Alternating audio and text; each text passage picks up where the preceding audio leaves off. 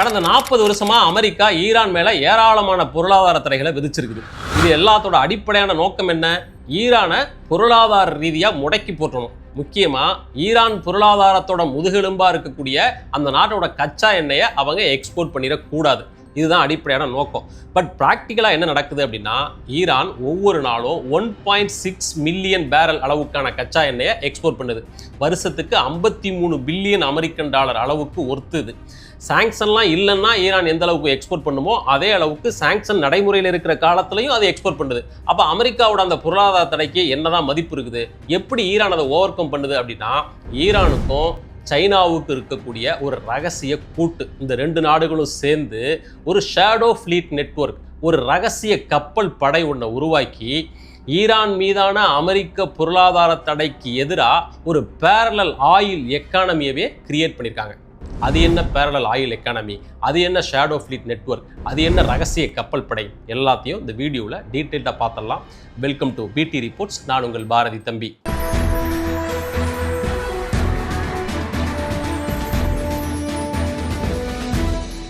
ஈரானுக்கும் அமெரிக்காவுக்கும் இடையில இருந்த உறவு ஒரு சிக்கலான நிலைமை அடைஞ்ச ஆண்டு அப்படின்னா அது 1979.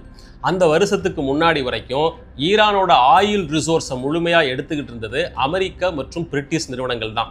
1979 ஈரானில் இஸ்லாமிக் ரெவல்யூஷன் நடக்குது. ஆயத்துல்லா ரொஹெல்லா கொமேனி அந்த நாட்டோட புதிய சுப்ரீம் லீடராக உருவெடுக்கிறாரு.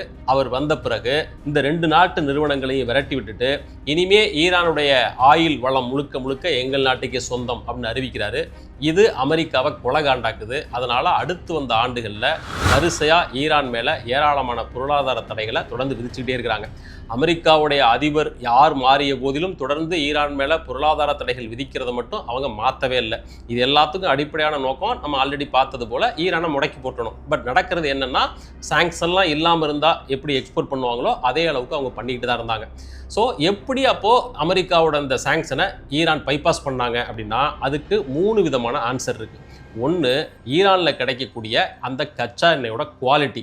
ரெண்டாவது, ஷேடோ ஃப்ளீட் நெட்வொர்க் அப்படின்னு சொல்லக்கூடிய ஒரு ரகசிய கப்பல் படை. மூணாவது, ஈரானுக்கும் சைனாவுக்கும் கடந்த 25 வருஷத்துக்கும் மேலாக நீடிக்கிற ஒரு ஸ்ட்ராட்டஜிக் பார்ட்னர்ஷிப் அப்படின்ற ஒரு உறவு.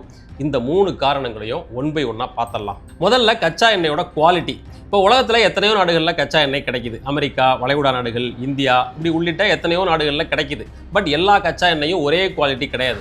அமெரிக்காவில் கிடைக்கக்கூடியதை லைட் க்ரூட் அப்படின்னு சொல்லுவாங்க. வெனிசுவேலா நாட்டில் கிடைக்கக்கூடியதை ஹெவி க்ரூட் அப்படின்னு சொல்லுவாங்க. இந்த க்ரூட் ஆயிலோட குவாலிட்டியை மெஷர் பண்ணுறதுக்கு ஏபிஐ கிராவிட்டி அப்படின்னு ஒரு மெஷர்மெண்ட் சொல்கிறாங்க. அடுத்தது அதில் இருக்கக்கூடிய சல்ஃபர் அளவு கம்மியாக இருந்துச்சுன்னா அது நல்ல க்ரூட் ஆயில், அதிகமாக இருந்துச்சுன்னா அதோட குவாலிட்டி கம்மி அப்படின்னு அர்த்தம். இப்போ அமெரிக்காவில் கிடைக்கக்கூடியது லைட் க்ரூட் அப்படின்னு பார்த்தோம் இல்லையா, அது தரமான கச்சா எண்ணெய் தான். பட் அதை எக்ஸ்ட்ராக்ட் பண்ணி எடுக்கும்போது அதிலிருந்து கிடைக்கக்கூடிய பெட்ரோல் டீசலோட அளவு குறைவாக இருக்கும். அதுவே வெனிசுவேலாவில் கிடைக்கக்கூடியது ஹெவி க்ரூட். அதை எக்ஸ்ட்ராக்ட் பண்ணுற அந்த ப்ராசஸே ரொம்ப காம்ப்ளெக்ஸ் ஆனது அப்படின்றதுனால அதுலேருந்து கிடைக்கக்கூடிய பொருட்களும் ரொம்ப குறைவாக இருக்கும். ஸோ லைட் க்ரூடும் பிரச்சனை, ரொம்ப ஹெவி க்ரூடும் பிரச்சனை. இது ரெண்டுக்கும் இடையில ஒரு பெர்ஃபெக்ட் மிக்ஸ் க்ரூட் ஆயில் அப்படின்னா அதுதான் ஈரானில் கிடைக்கக்கூடியது.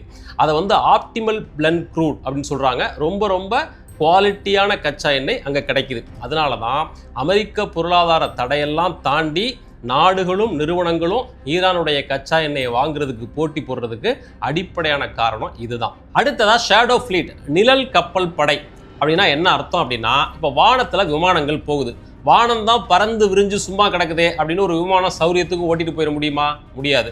அதுக்குன்னு வரையறுக்கப்பட்ட வழித்தடங்கள் இருக்குது. அதை கண்காணிக்கிறதுக்கு ஏர் டிராஃபிக் கண்ட்ரோல் அப்படின்ற தனிப்பட்ட சிஸ்டம் இருக்குது. இது அப்படியே கடலுக்கும் பொருந்தும்.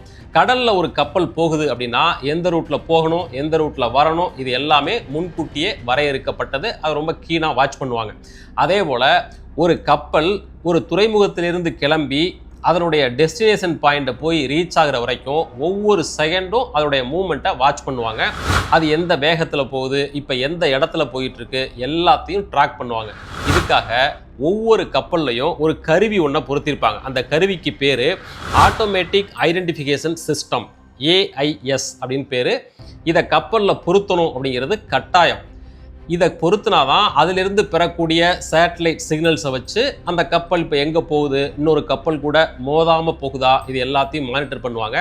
அந்த மரைன் டிராஃபிக் சிஸ்டத்தை ஒரு ஒழுங்குக்குள்ளே பாதுகாத்துக்கிறதுக்கு இந்த ஏஐஎஸ் அப்படின்ற கருவி ரொம்ப ரொம்ப முக்கியம். இப்போது நம்ம முன்னாடி பார்த்தோம் இல்லையா ஒரு வழித்தடம், அந்த வழித்தடத்துலையும் இந்த ஷேடோ ஃப்ளீட் கப்பல்கள் போகாது. அந்த வரையறுக்கப்பட்ட வழித்தடத்தில் இல்லாமல் வேற ரூட் வழியாக போகும். ரெண்டாவது, இந்த ஏஐஎஸ் அப்படின்ற இந்த ரேடார் சிஸ்டத்தால் மானிட்டர் செய்யக்கூடிய அந்த கருவியையும் அதில் பொருத்திருக்க மாட்டாங்க. ஒன்று அப்படி இல்லைன்னா பொருத்திருந்தாலும் முறைப்படி அதில் ஃபங்க்ஷன் ஆகாது. முழுக்க முழுக்க இல்லீகலாக இந்த கப்பல்கள் கடலுக்குள்ளே இயங்குது அப்படின்னு தான் இதுக்கு அர்த்தம். சரி, எதுக்காக இப்படி இல்லீகலாக ஒரு கப்பலை உள்ளே ஆப்ரேட் பண்ணணும்? ஒரு கச்சா எண்ணெய் ஏற்றப்பட்ட கப்பல் கடலில் போகுது அப்படின்னா அதெல்லாம் $multi-billion இன்வெஸ்ட்மெண்ட்டில் அந்த கப்பல் உருவாக்கப்படுது. Very large crude carrier, VLCC அப்படின்னு சொல்லுவாங்க. கிலோமீட்டர் கணக்கில் நீளமுள்ள கச்சா எண்ணெய் கப்பல்கள்லாம் இருக்குது. அவ்வளவு பெரிய தொகையை இன்வெஸ்ட் பண்ணி எதுக்காக இப்படி இல்லீகலாக ஒரு வேலையை பண்ணணும் அப்படின்னா அதுக்கு அடிப்படையான காரணம் அமெரிக்காவுடைய பொருளாதார தடைகள். அமெரிக்கா பல நாடுகள் மேலே பொருளாதார தடைகளை விதிக்குது. ஒரு நாட்டு மேலே இந்த மாதிரி சாங்ஷன் போட்டுட்டா என்ன அர்த்தம்னா அந்த நாட்டில் விளையிற உற்பத்தி பொருட்களை அவங்க எக்ஸ்போர்ட் பண்ண முடியாது, தங்களுக்கு தேவையான பொருட்களை வெளிநாட்டிலேருந்து இம்போர்ட் பண்ண முடியாது. இது ரெண்டையும் செய்யலை அப்படின்னா அந்த நாட்டோட எக்கானமி நாசமாக போயிடும். இப்படி அமெரிக்க சாங்ஷன் காரணமாக நாசமாக போன எத்தனையோ நாட்டு எக்கானமி இருக்குது. ஸோ அந்த நாடுகள் தங்களை தற்காத்துக்கிறதுக்காக இப்படிப்பட்ட செகண்ட் ரூட்டை தேடி போகிறாங்க.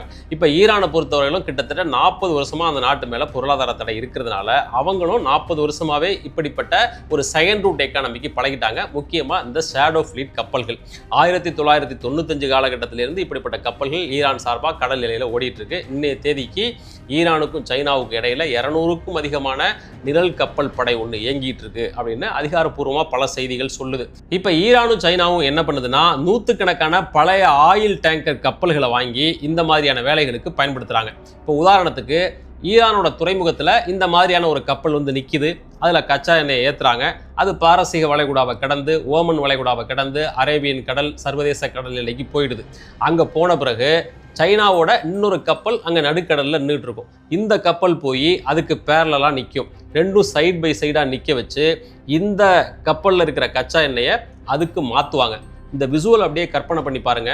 ஒரு பிரம்மாண்டமான பறந்து விரிஞ்ச ஒரு கடல், ஆளரவமே இல்லாத ஒரு நடுக்கடல்ல மிக பிரம்மாண்டமான 2 கச்சா எண்ணெய் ஏற்றப்பட்ட கப்பல்கள் ஒன்றுக்கொன்று பேரலாக நின்று இதில் இருக்கிற எண்ணெயை அப்படியே அதுக்கு மாற்றுவாங்க.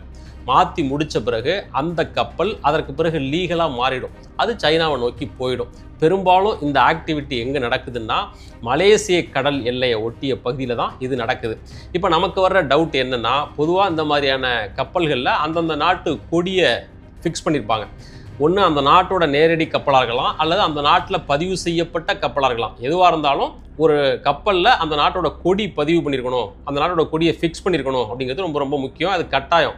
அப்போது இந்த ஷேடோ ஃப்ளீட் கப்பல்களில் அப்படிப்பட்ட கொடி ஏற்றப்பட்டிருக்குமானா ஏற்றப்பட்டிருக்கும். அதுக்காக இவங்க என்ன பண்ணுறாங்க, இந்த உலக பந்தில் ரொம்ப குட்டி குட்டியாக இருக்கிற தீவுகள், சின்ன சின்ன நாடுகளில் இந்த கப்பலை போய் ரெஜிஸ்டர் பண்ணிடுறாங்க. அதைத்தான் இந்த மாதிரியான வேலைகளுக்கு பயன்படுத்துகிறாங்க. அதையும் தொடர்ந்து பண்ணுறதில்ல. ஒரு ட்ரிப்புக்கு ஒரு நாட்டு கொடியை பயன்படுத்துறது, அப்புறம் வேற ஒரு நாட்டு கொடியை மாற்றிடுறது, ஒரு சில ஆண்டுகளுக்கு ஒரு முறை அந்த கப்பல் பதிவு பண்ணப்படுகிற நாட்டையே மாற்றுறது அப்படின்னு இது முழுக்க முழுக்க ஒரு டார்க் நெட்வொர்க்குள்ளேயே இயங்குற மாதிரி பார்த்துக்கிறாங்க. அதனால தான் இத்தனை வருடங்களை கடந்தும் கூட இந்த ஷேடோ ஃப்ளீட் நெட்வொர்க்கில் இயங்கக்கூடிய கப்பல்களை எதுவுமே பண்ண முடியறதில்ல. கண்டுபிடிப்பாங்க, அதை பேன் பண்ணுவாங்க, உடனே அந்த கப்பல் வேற ஒரு நாட்டில் பதிவு செய்யப்பட்டு அந்த நாட்டு கொடியோடு வந்து மறுபடியும் இதே வேலையை செய்யும். ஒன்றுமே பண்ண முடியாது. அடுத்தது இன்னொரு சந்தேகம் என்ன வருது அப்படின்னா, இதில் அந்த ஏஐஎஸ் அப்படின்ற அந்த கண்காணிப்பு சிஸ்டத்தை ஒன்று வச்சிருக்க மாட்டாங்க அல்லது ஆஃப் பண்ணிடுவாங்க அப்படின்னு பார்த்தோம். வேற எந்த கப்பல் கூடயாவது போய் மோதுவதற்கான வாய்ப்பு ரொம்ப அதிகம். அப்படிப்பட்ட அபாயம் இருக்குது அப்படின்னு தெரிஞ்சே தான் இந்த ஷேடோ ஃப்ளீட் கப்பல்கள் இந்த நெட்வொர்க்கில் இயங்கிட்டு இருக்கு. இப்படி ஈரானுக்கும் சைனாவுக்கும் இடையில கிட்டத்தட்ட இந்த வகையில் 200க்கும் அதிகமான கச்சா எண்ணெய் கப்பல் சர்வதேச கடல் எல்லையில் இன்னைய தேதியில் இருந்துகிட்டு இருக்கு. 200ங்கிறது சின்ன நம்பர், அதுக்கு அஃபீஷியலான கவுண்ட் கிடையாது. 200க்கும் அதிகம் அப்படின்னு சொல்றாங்க. இப்போ 2026 மார்ச் மாதத்தில் எடுக்கப்பட்ட டேட்டாவின் படி 174 மில்லியன் பேரல் அளவுக்கான ஈரானுடைய க்ரூட் ஆயில் சர்வதேச கடல் எல்லையில் இந்த கப்பல்களில் மிதந்துகிட்டு இருக்கு. இட் மீன்ஸ் ஈரானுடைய அந்த ஆயில் ஸ்டோரேஜ் ஒரு ஃப்ளோட்டிங்காக இருக்குது, மிதந்துகிட்டு இருக்கு அப்படின்னு இதுக்கு அர்த்தம். ஸோ எந்த அளவுக்கு இந்த ஷேடோ ஃப்ளீட் நெட்வொர்க் ரொம்ப வாஸ்ட்டாக இயங்குது அப்படிங்கிறத இதன் மூலமாக நம்ம புரிஞ்சுக்கலாம். அடுத்த முக்கியமான கேள்வி, சைனா இப்படி வாங்குற கச்சா எண்ணெய்க்கு ஈரானுக்கு எந்த வகையில் பே பண்ணுறாங்க அப்படிங்கிறத பார்க்கணும். அவங்க டாலரில் ஈரானுக்கு பே பண்ணுறது இல்லை, மாறா சைனா கரன்சியான யுவானில் தான் பே பண்ணுறாங்க. பொதுவாக உலகத்தில் கச்சா எண்ணெய் வர்த்தகம் அப்படிங்கிறது டாலரை அடிப்படையாக வச்சு தான் நடக்குது. இதெல்லாம் 50-60 வருஷத்துக்கு முன்னாடி சவுதி அரேபியாவில் எண்ணெய் வளம் கண்டுபிடிக்கப்பட்டப்போ அந்த நாட்டுக்கும் அமெரிக்காவுக்கும் இடையில ஒரு ஒப்பந்தம் உருவாச்சு. இனிமே நீங்கள் எந்த நாட்டுக்கு கச்சா எண்ணெயை விற்கிறதா இருந்தாலும் டாலரில் தான் விற்கணும், அதற்கு பதிலீடாக உங்கள் நாட்டுக்கு நாங்கள் பாதுகாப்பு கொடுப்போம் அப்படின்னு அமெரிக்கா அன்னைக்கு ஒரு ஒப்பந்தத்தை சவுதி அரேபியா கூட போட்டுச்சு. அதற்கு பிறகு வளைகுடா நாடுகள் எல்லாத்துக்கும் அது விஸ்தரிக்கப்பட்டுச்சு. இதன் காரணமாக கச்சா எண்ணெய் வாங்கணும்னா டாலர் இருந்தால் தான் வாங்க முடியும் அப்படின்ற நிலைமை உருவாகுது. இப்போ ஒவ்வொரு நாட்டுக்கும் பெட்ரோல் டீசல் அப்படிங்கிறது எவ்வளோ முக்கியம். ஸோ எல்லாருக்குமே பெட்ரோல் டீசல் வேணும், அதை வாங்கணும்னா டாலர் கட்டாயம் இருக்கணும். ஸோ ஆட்டோமேட்டிக்காக டாலரோட மதிப்பு உயருது. இதன் காரணமாக தான் அமெரிக்கா டாலர் அச்சடிச்சு தள்ளுது. இன்னைய வரைக்கும் இந்த உலகத்திலேயே மோஸ்ட் பவர்ஃபுல்லான கரன்சி டாலர் அப்படின்ற அந்த நிலையை அது தக்க வச்சிருக்கு. அப்படின்னா அதுக்கு ஒரே அடிப்படையான காரணம் இந்த பெட்ரோ டாலர் அப்படின்ற அந்த கரன்சி சிஸ்டம் தான். அதுக்கு தான் இப்போ சைனாவும் ஈரானும் சேர்ந்து ஆப்பு வச்சுக்கிட்டு இருக்கு. கடந்த 40 வருஷமா ஈரான் மேல பொருளாதார தடைகள் இருக்கு அப்படின்னு நம்ம பார்த்தோம். இந்த தடைகளை ஓவர் கம் பண்ணி இவ்வளவு வருஷமா ஈரான் எப்படி சர்வைவ் ஆகுது அப்படின்னா ஈரான்கிட்ட சைனா தொடர்ந்து கச்சா எண்ணெயை வாங்குறதுனால தான். சொல்லப்போனால் ஈரானுடைய ஒட்டுமொத்த கச்சா எண்ணெய் உற்பத்தியில் 90% வாங்குறது சைனா தான். எல்லாமே இல்லீகல் ரூட்டு இந்த ஷேடோ ஃப்ளீட் நெட்வொர்க்லேயே வாங்குறாங்க. அப்படி வாங்கிட்டு அவங்க யுவானில் வர்த்தகத்தை பண்ணுறாங்க. ஸோ தொடர்ந்து இந்த டாலரோட மதிப்பை குறைக்கிற வேலையை சைனாவும் ஈரானும் சேர்ந்து பண்ணிட்டு இருக்கு. ஒருவேளை இத்தனை வருஷமா தங்கள் மீது பொருளாதார தடை விதிக்கப்பட்ட காலத்துல எல்லாம் தங்கள் கச்சா எண்ணெயை வாங்கிக்கிட்டு தங்கள் நாட்டு எக்கானமி பேரலா ரன் ஆகிறதுக்கு, ஸ்மூத்தா ரன் ஆகிறதுக்கு சைனா ஹெல்ப் பண்ணுச்சு அப்படின்ற நன்றி கடனோ என்னவோ தெரியல. இப்போ சமீபத்தில் நடந்த இந்த யுத்தத்துல ஈரான் என்ன பண்ணுச்சு தெரியுமா? அந்த ஸ்ட்ரெய்ட் ஆஃப் ஹார்முஸ் இருக்கு இல்லையா, அதன் வழியாக கப்பல்கள் கடந்து போகிறதுக்கு கட்டணம் வசூலிப்போம், இனிமேல் பழைய மாதிரி ஸ்ட்ரெய்ட் ஆஃப் ஹார்முஸ் இயங்காது அப்படின்னு அறிவிச்சாங்க. ஒரு சில கப்பல்களுக்கு கட்டணம் வசூலிக்கவும் செஞ்சாங்க. அப்படி வசூலித்த அந்த கட்டணம் டாலரில் கிடையாது, யுவானில். இப்போவும் கூட ஃபர்தராக இப்போ ஈரான் என்ன சொல்லியிருக்குனாக்க, இந்த யுத்தம்லாம் முடிஞ்ச பிறகு ஸ்ட்ரெய்ட் ஆஃப் ஹார்முஸ் பழைய மாதிரி இயங்காது, இனி எல்லா காலத்திலும் அதற்கு கட்டணம் வசூலிக்க போகிறோம், அந்த கட்டணம் யுவானில் தான் இருக்கும் அப்படின்னு ஈரான் திட்டவட்டமாக அறிவிச்சிருக்கு. ஸோ இதெல்லாம் கரெக்டாக செயல்பாட்டுக்கு வரும் பட்சத்தில் அமெரிக்க டாலர் மேலாதிக்கத்துக்கான சவக்குழியாக அந்த ஹார்முஸ் ஜலசந்தியே மாறுவதற்கான வாய்ப்பு ரொம்ப ரொம்ப அதிகம். ஸோ இந்த ஷேடோ ஃப்ளீட் நெட்வொர்க் அப்படின்ற இந்த கப்பல்கள் ஈரானுக்கும் சைனாவுக்கும் இடையில கச்சா எண்ணெயை மட்டும் வர்த்தகம் செய்யலை, மாறா அமெரிக்க டாலர் அப்படின்ற சர்வ வல்லமை பொருந்திய ஒரு கரன்சிக்கான சமாதியையும் பேரலல் டைமில் கட்டி எழுப்பிட்டு இருக்கு அப்படின்னு சொல்லலாம். இதே போன்று மேலும் மற்றும் ஒரு வீடியோடு உங்களை சந்திக்கிறேன். நன்றி.